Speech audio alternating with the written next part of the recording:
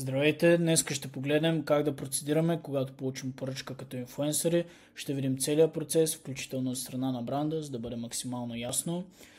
Най-вероятно преди да пусне заявка, бранда ще ви изпрати съобщение, където ще обсъдите всички детайли и след това ще пусне поръчка, но да речем, че вече е пуснал.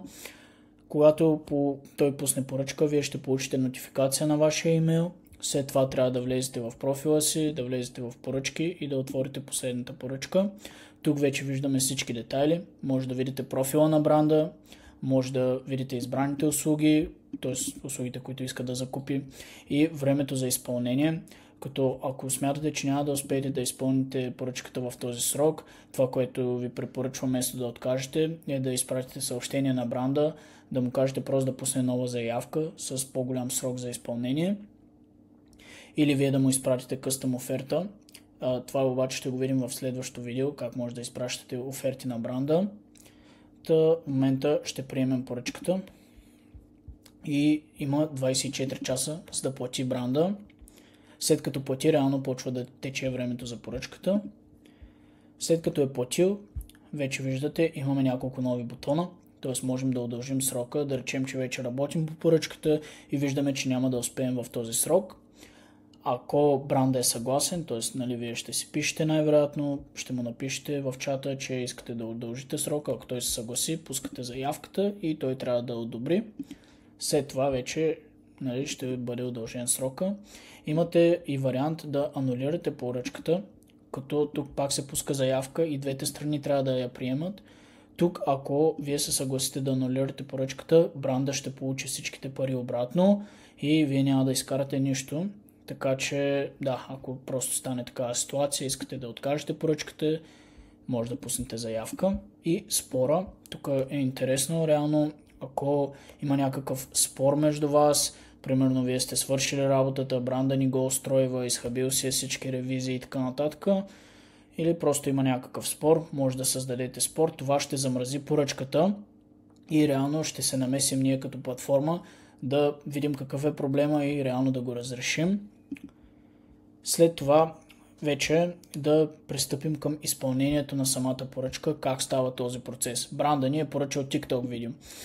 Реално, след като сте го заснели или примерно няколко кадра сте направили, вече финално сглобявате видеото и изпращате за преглед на бранда. В дадения случай сега ще кача просто снимка. Може да оставите коментар, например тук в коментар, ако е поръчал Instagram пост, може да напишете примерно описание към поста, което той също да прегледа. Сега ще изпратим за преглед. И брандът, тук вече виждаме, има ново съдържание за преглед. Той го отваря, може да се изтегли, гледа дали е правилно, дали всичко му харесва. Ако нещо не е окей, той може да поиска промени. Както виждаме, ние имаме 9 ревизии.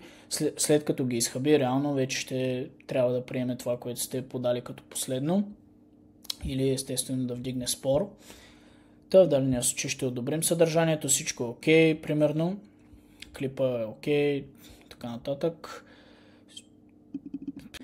И сега вие трябва да качите вече в вашия профил TikTok видеото.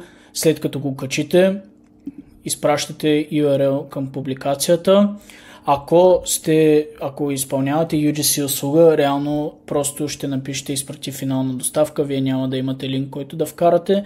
Просто така работи за момента платформата, така че ако сте с UGC, просто натискате изпрати финална доставка. Ако все пак сте Instagram, TikTok или нещо, което качвате във ваш профил, трябва да докажете, че сте го качили. Качваме тук линка и изпращаме за финалната доставка, т.е. вече бранда ще, както виждаме, получава линка, може да влезе, да отвори, да провери, че сте го качили и реално, като потвърди, завършва поръчката.